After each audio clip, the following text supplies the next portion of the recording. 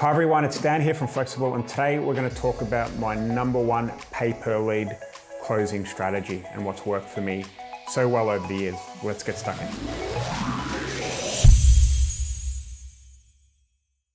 Okay, so there's an absolute ton of sales training out there. There's whole industries based on closing and hardcore closers and appointment setters and all of these amazing sales strategies that have worked so well for so many different industries. And I'm not knocking them at all. But what I've learned over the years is that I've got to do stuff and use strategies that work for me. And what I have kind of figured out over the years is that really it's not about any tips or tricks when it comes to landing pay per lead clients or any clients for that matter. What you've got to do is be able to listen. And I know that sounds very wishy-washy, but my sales process looks like this.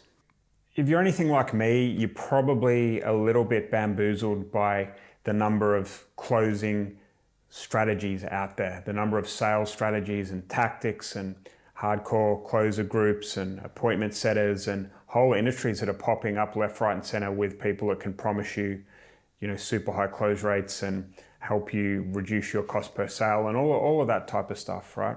But when it comes to me and personally, what's worked over the years is a much different strategy than what most people use, okay? And my favorite kind of tip, and it's a weird little thing that I do, and it's worth having a go if you're doing this. I do some of my stuff over Zoom, and this strategy works for Zoom, or it works if you're trying to close people over Messenger or SMS or whatever that might look like, right? But the #1 thing I want to do before I make any offer whatsoever, all right, a pay per lead offer, a configurator offer, a retainer offer, if I've got a software as a service offer for a client, I want to make sure that the client is a good fit to work with me. I really, really try and ask as many questions as I can, and I call it a doctor's diagnosis. It's not a particularly new strategy, it's just what's worked for me. All right, so if I'm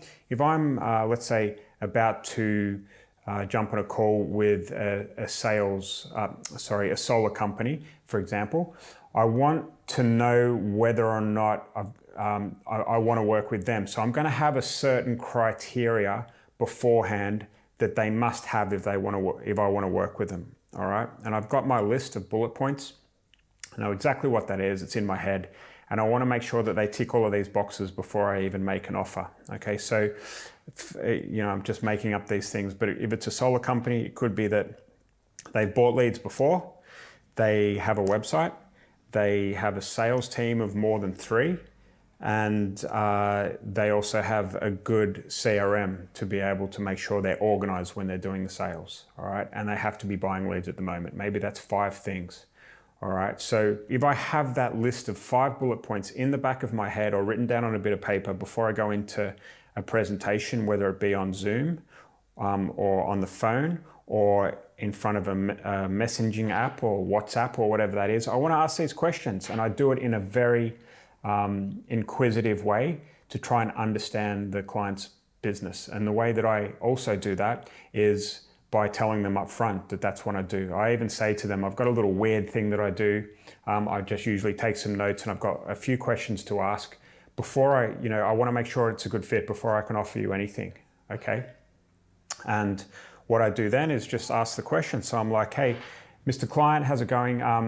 Thanks for getting in contact, a little bit of small talk. And then it's like, just before we kind of get started, can you let me know, what your sales team looks like? If you've got a sales team, or is it just you and your wife handling the inquiries at the moment? They'll answer that.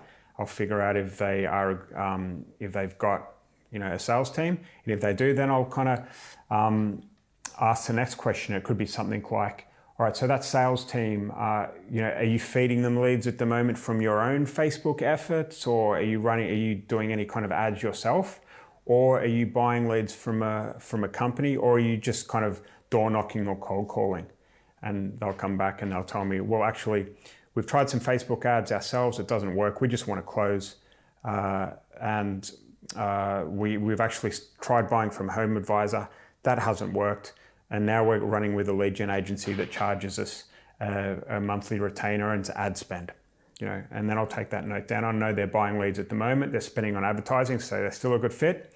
The next one could be, I can't remember what my 5 things are now, but I'll try my best to continue down my 5 bullet points of questions to the point where they've ticked all of those boxes.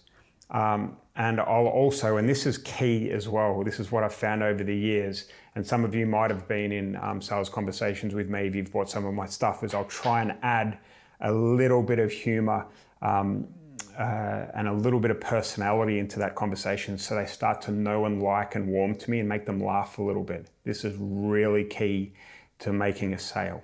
I was just talking to someone before, and one of the things they really dislike is sharing leads. All right, so they'll be sharing leads with, if they buy leads from a home advisor or some other lead aggregator, they have to share those leads with their competitors, right? And I'll say something like, I bet you hate sharing leads. I hate sharing food as well. Just ask my wife. It's not that funny, but it's something that kind of gets them to giggle a little bit and gets them to warm to me.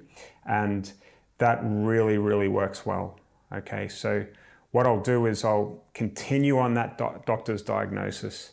I'll figure out whether or not they tick all of those boxes, those 5 bullet points I was talking about. And the next thing I'll do is try and figure out why things aren't working. Okay, so they've ticked the boxes. I've found out they're buying leads. They're working with an agency at the moment who's charging them ad spend plus retainer, and they're obviously struggling a bit because they've got in contact with me about leads, whether it be via organic outreach or an ad. So I know they must be thinking about something, right? And something's not working. So my next job as the doctor is to go in and figure out why that's not working, and try and pluck out 2 or 3 things that could be quite painful for them at the moment. And I also want to figure out where they want to go and what they're, if they want to scale, whether they want to, have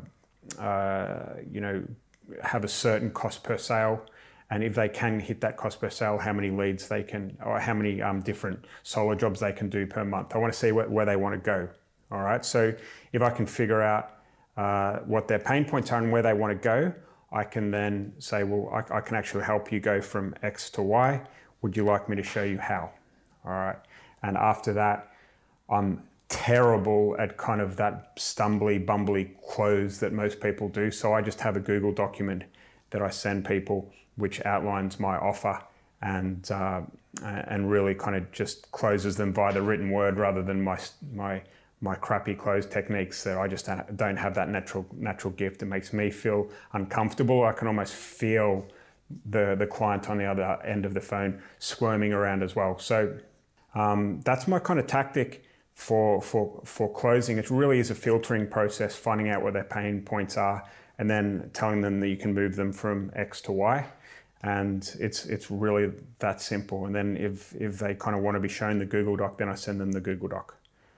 I hope that makes sense. If you have enjoyed this video today on my #1 or favorite sales tip when it comes to closing paper lead clients, please hit the like button so we know to create more videos like this. If you've got any comments or tips or you've got any things that work for you when it comes to closing, tactics, or anything like that, please comment below. And finally, so you're the first to know when we've got some new videos out, hit that subscribe button. And that's about it for today. Take care. Bye-bye.